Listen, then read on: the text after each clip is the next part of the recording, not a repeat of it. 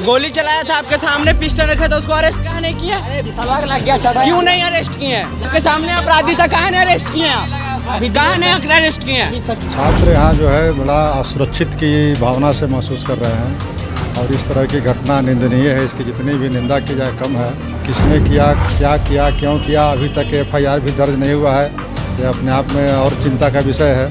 सामाजिक न्याय की तथाकथित सरकार है और उसके बावजूद भी इस तरह के सुरक्षित नहीं महसूस करें विद्यार्थी, खास करके दलित वर्ग के लोग, ये बड़ी दुख की बात है। यहाँ के दलित छात्र हैं, महेंद्रू में रह रहे हैं, पढ़ रहे हैं और इतना सुविधा सरकार का मिला हुआ है।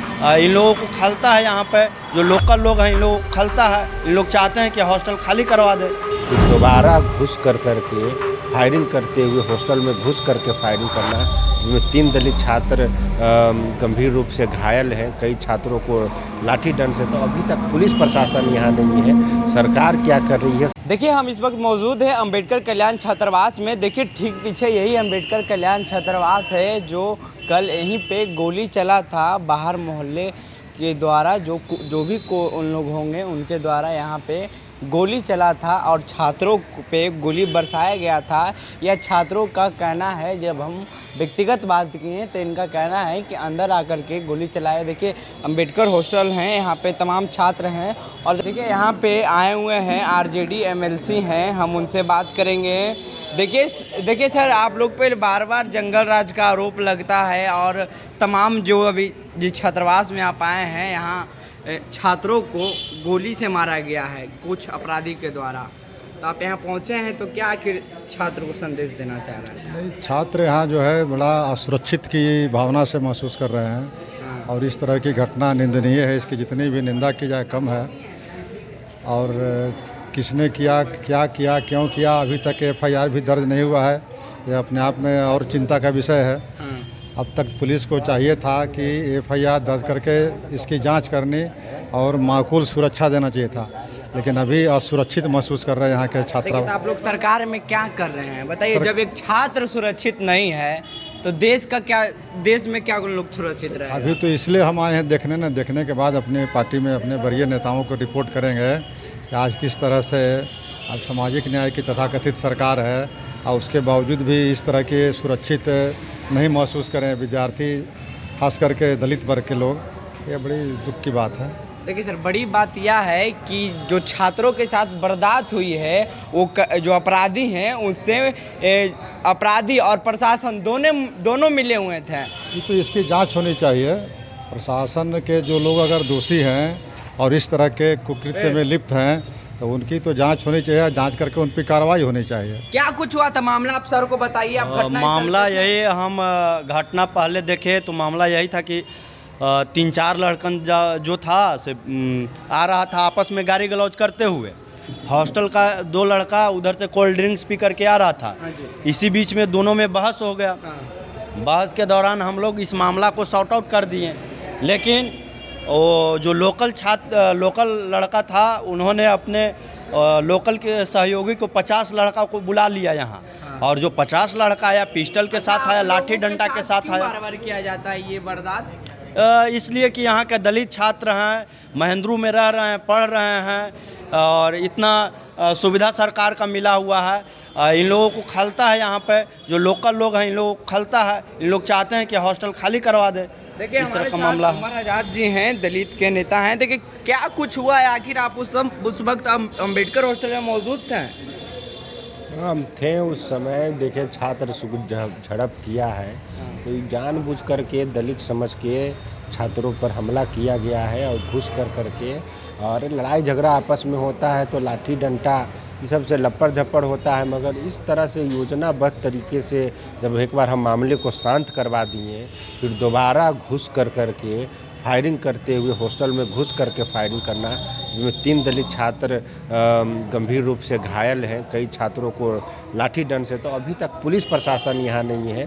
सरकार क्या कर रही है? सरकार कैसे अभी तक कोई यहाँ पदाधिकारी बड़ा नहीं आया है जांच करने के लिए और उसका इलाज की व्यवस्था भी सरकार नहीं करवा रही है कि कैसे उसका इलाज होगा।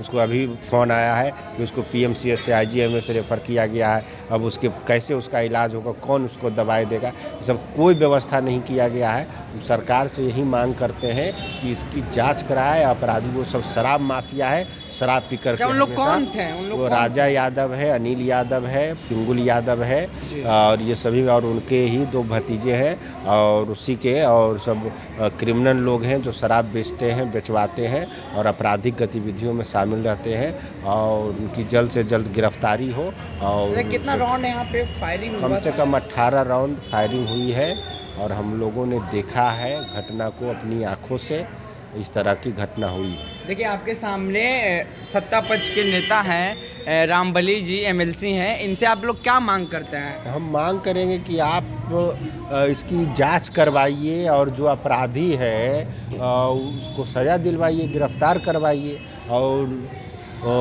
लड़कों का इलाज कराने का व्यवस्था हो। ऐसे तो सरकार बदनाम हो जाएगी। आपकी सरकार जो सामाजिक न्याय की सरकार कहलाती है, वैसे जब दलित पे ही हमला होगा, जब बिहार की राजधानी पटना में जब इस तरह का हमला होगा तो अन्य जिलों के दलित कैसे सुरक्षित रहेंगे?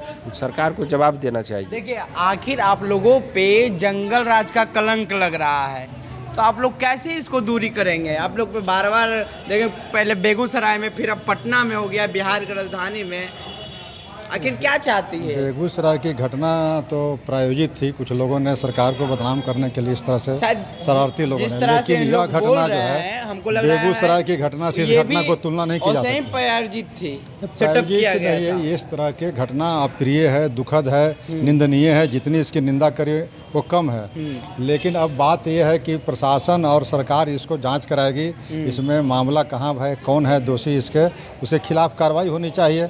और जो छात्र अभी असुरक्षित महसूस कर रहे हैं यहाँ वेलफेयर हॉस्टल के, उसमें सुरक्षा प्रदान करनी चाहिए। जिन छात्रों को अभी इलाज की ज़रूरत है, समुचित इलाज करवाने चाहिए। सरकार की जवाबदेही बनती है। देखिए आप सरकार में है तो ये आपकी जवाबदेही है ना। बिल्कुल। तो आप लोग अभी सोए क्यों हैं? सोए तो इसलिए तो अभी मैं यहाँ व्यक्तिगत स्तर पर यहाँ आया हूँ। मैं यहाँ अपने सामाजिक और व्यक्तिगत स्तर पर आया हूँ ताकि मैं पहले घटना के बारे में जान लूँ। आज जानने के बाद अपने जो पार्टी के नेता हैं या जो हमारे सरकार के लोग हैं उनसे अपनी बात को मैं लो एंड ऑर्डर पे सवाल बड़ा खड़ा होना चाहिए कि नहीं, ये बताइए। बिल्कुल बिल्कुल स्वाभाविक होना चाहिए ना। बताइए बिहार के राजधानी पटना में इतना बड़ा वारदात हो जाना, कहीं से मतलब माफियों का संरक्षण प्राप्त है तब ना इतना बड़ी वारदात दे रही हैं अंजाम।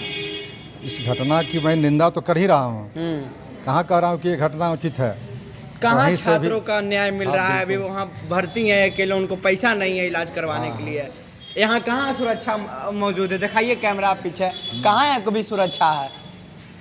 बताइए आप लोग। ये तो मैं यहाँ आकर के देख रहा हूँ, समझ रहा हूँ जो बात आप कह रहे हैं। और इसकी रिपोर्टिंग मैं अपने पार्टी में अपने सरकार को करूँगा जी कि अविलंब इसकी जांच कराए, जांच करा करके दोषी लोगों पर कार्रवाई करें और जो इलाज में रत हैं उनका बढ़िया से इलाज होना चाहिए। विश्वास रखना चाहिए आप लोग पे। बिल्कुल।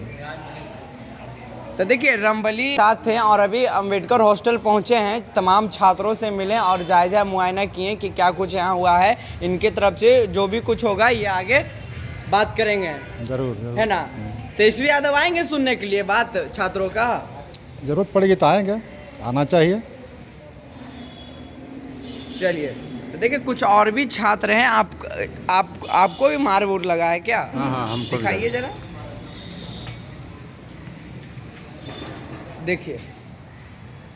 देखिए मतलब इतना बलपूर्वक मारा गया है कि मतलब दाग है बॉडी पे। पता नहीं क्या साजिश रच करके अपराधी यहाँ आए थे, ये बता नहीं सकते। आखिर क्यों आप लोग को मारा गया? दलित समझकर। दलित समझकर क्यों?